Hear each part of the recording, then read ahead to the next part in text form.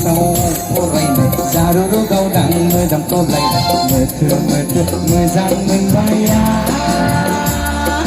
खानाय खफायाव बिबार थुनायखो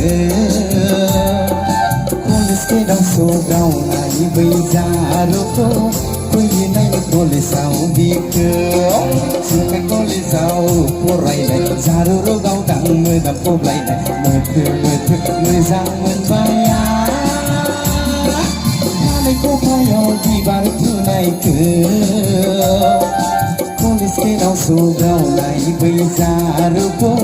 फैयो नायनो कलेजाव बिखौ सोर कलेजाव नायनो थाङो कलेजाव सोर मोजां मोनो दं दंजोबखायो फ्रायानो होमबालाय बयबो खन बादाय लोगोसे दाना लाइजाम गोदोथ' मादैमोन आबैमोनासो लाइजामखौ मोनदों जानो हागौ ना नाजावदो लाइजामखौ आगो गोथार गोसो लानानै जायोब्ला गोरोन्थि होदो निमाहा साननानै बिदि लिरगोना फार्स्टआव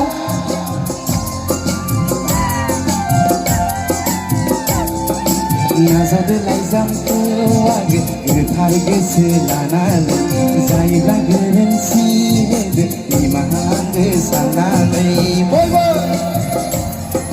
गावदां बै अखाफोर बादि आंनि नोंखौ अननाया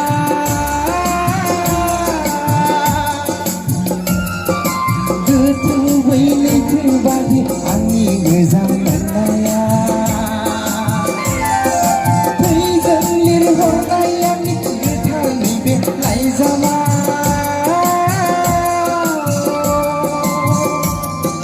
लुफावजोब्बाय फिथिखौ अननाय मोनो जिउआ नागिरब्लाबो मोननाय नङा नों जिउआ गोथार आंनि बादि अननाय मुलुगाव नागिरब्लाबो मोननाय नङा नों जिउआ गोथार आंनि बादि अननाय मुलुगाव सारा मुलुगाव नागिरबाबो मोननाय नङानो स' जेखि जाया जों अनलायना थानांगौ आरो बयबो ना दाना सिख्लाफोरनि रोङा सिख्लाफोर रोङा खनबा रोङा दा दे खनबा दे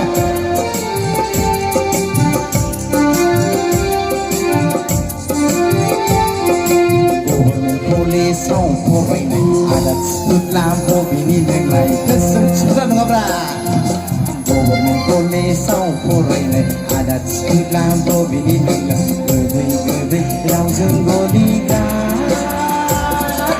दासानदों आंखौ आदा गब्ला सिख्लाफोर फरायनायावब्ला नों थाखागौब्ला लाजिनो गोथौ रोंखाला दासानला बिदिनो दासा आंनि अननायखौ नंखाय नों दासा दासानला बिदिनो दासा आंनि अननायखौ नंखाय नों दासा सेंग्रा गोसो रायदाव थागोन ना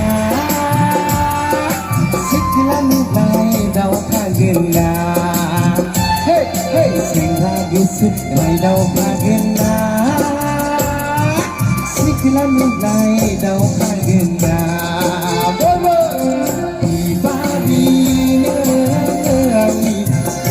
देरानि बारफुनाय गोरलै बिथरायनो आमाय थखननि बिबारिनो आंनि गोसो देरानि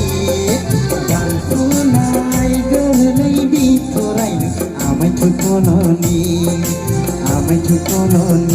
सना आमाय थखननि नागिरब्लाबो मोननाय नङा नों जिउ गोथार आंनि बादि अननाय मुलुगाव नागिरब्लाबो मोननाय नङा नों जिउआव गोथार आंनि बादि अननाय मुलुगाव नागिरब्लाबो मोननाय नङा नों जिउआव गोथार आंनि बादि अननाय मुलुगाव